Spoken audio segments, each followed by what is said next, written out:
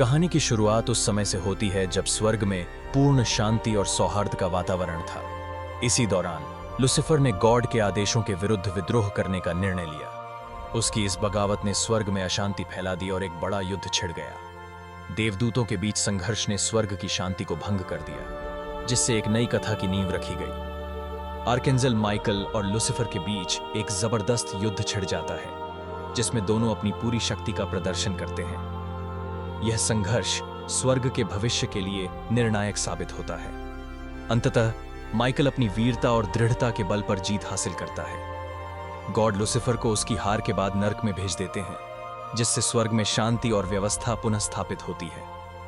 यह घटना स्वर्ग और नर्क के बीच की गहरी खाई को और अधिक स्पष्ट कर देती है। नर्क की गहराइयों में लुसिफर ने एक भयानक शपथ ली है। वह संकल्प करता है कि एक दिन वह लौटकर गॉड की जगह लेगा और संपूर्ण सृष्टि पर अपना अधिकार स्थापित करेगा। इस प्रतिज्ञा के साथ वह विनाश और अराजकता का वादा करता है, जिससे दुनिया का संतुलन पूरी तरह से बिगड़ जाएगा। लुसिफर की यह घोषणा न केवल नर्क बल्कि समस्त ब्रह्मांड के लिए खतरे की घंटी है। अब कहानी हमें 2022 के इटली में ले जाती है, जहां लोरा नाम की एक युवा आर्ट स्टूडेंट रहती है। लोरा अपनी पढ़ाई के साथ साथ इटालियन कलाकारों पर एक शोधपरक कहानी भी लिख रही है। उसकी रुचि इतालवी कला और संस्कृति में गहराई से जुड़ी हुई है और वह अपने अनुभवों के माध्यम से नए विचारों की खोज कर रही है। इस नए परिवेश में लोरा की यात्रा और उसकी रचनात्मकता का मेल कहानी को एक नई दिशा देता है। लोरा ने अपनी कहानी में बहुत मेहनत की थी, लेकिन जब उसके प्रोफेसर ने उसे नकार दिया तो वह निराश हो गई। इस अस्वीकृति ने उसकी आत्मविश्वास को झटका दिया और वह अपनी रचनात्मकता और सोच पर संदेह करने लगी। लोरा के मन में कई सवाल उठने लगे कि क्या उसकी कल्पना और प्रयास पर्याप्त हैं। यह अनुभव उसके लिए चुनौतीपूर्ण था, लेकिन उसने खुद को समझने की कोशिश जारी रखी। लोरा अपने पुराने मित्र फादर मार्कोनी से चर्च में मिलती है। बातचीत के दौरान फादर मार्कोनी उसे एक विशेष पास सौंपते हैं, जिससे वह चर्च में आयोजित श्राउड ऑफ जीसस की प्रदर्शनी देख सकेगी। यह पास लोरा के लिए एक अनूठा अवसर है, क्योंकि इस प्रदर्शनी में आमतौर पर सीमित लोगों को ही प्रवेश मिलता है। फादर मार्कोनी की यह सौगात लोरा के लिए काफी मायने रखती है, जिससे उसकी जिज्ञासा और भी बढ़ जाती है।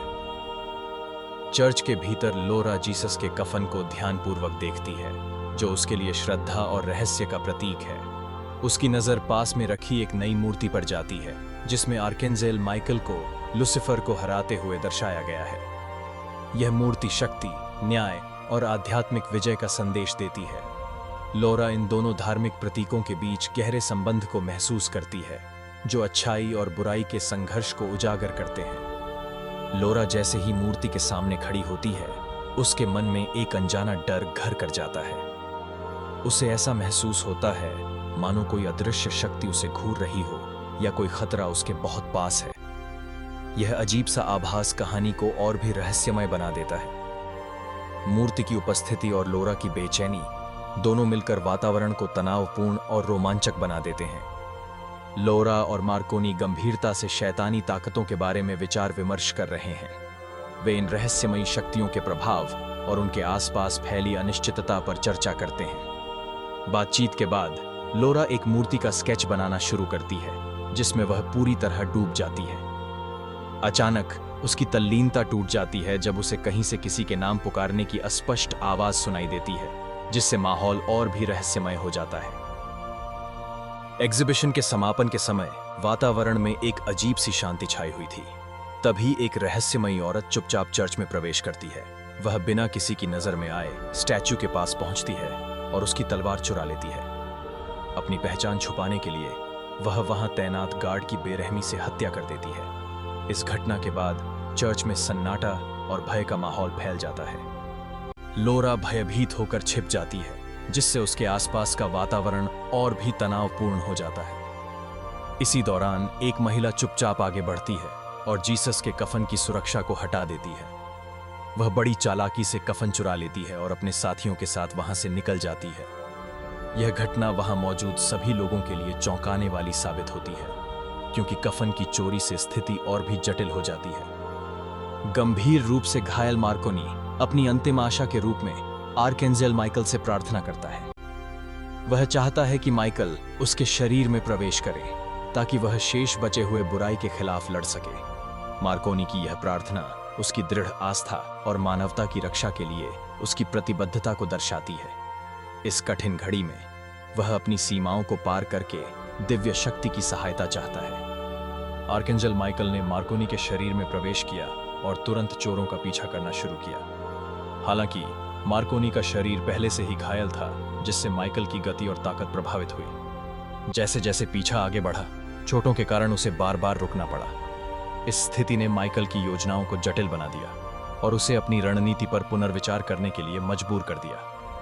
रहस्यमयी औरत को अचानक यह आभास होता है कि अब मार्कोनी के शरीर में माइकल की आत्मा समा चुकी है। इस खुलासे से कहानी में नया मोड़ आ जाता है और घटनाएं और भी जटिल हो जाती हैं। दर्शकों के लिए यह क्षण बेहद रोमांचक और रहस्यपूर्ण बन जाता है, क्योंकि अब हर किरदार की मंशा और पहचान पर सवाल उठने लगते हैं। इस स्थिति में रहस्यमयी औरत की अगली चाल क्या होगी, यह देखना दिलचस्प रहेगा। अब दृश्य एक भव्य हॉल में स्थानांतरित होता है, जहां चारों ओर रोशनी और सजावट की चमक है। यहां समाज के प्रतिष्ठित और अमीर लोग एकत्रित हैं। सभी की निगाहें मंच पर केंद्रित हैं। मंच पर एक बच्चा अपनी वायलिन प्रस्तुति दे रहा है। उसकी उंगलियां तारों पर निपुणता से चल रही हैं। दर्शकों के चेहरों पर उत्सुकता और प्रशंसा झलक रही है और वातावरण में संगीत की मधुरता घुल गई है। यह क्षण कला और प्रतिभा के सम्मान का प्रतीक बन जाता है। डॉक्टर लॉरेंट ने चौंकाने वाला सच उजागर किया है। वह बताते हैं कि यह बच्चा वास्तव में एक प्रसिद्ध संगीतकार का क्लोन है। उनकी कंपनी विशेष रूप से अमीर लोगों के लिए ऐसे क्लोन तैयार करती है जिससे वे अपनी पसंदीदा हस्तियों या प्रियजनों की प्रतिकृति प्राप्त कर सकें। यह खुलासा नैतिकता और विज्ञान के बीच की जटिलता को उजागर करता है।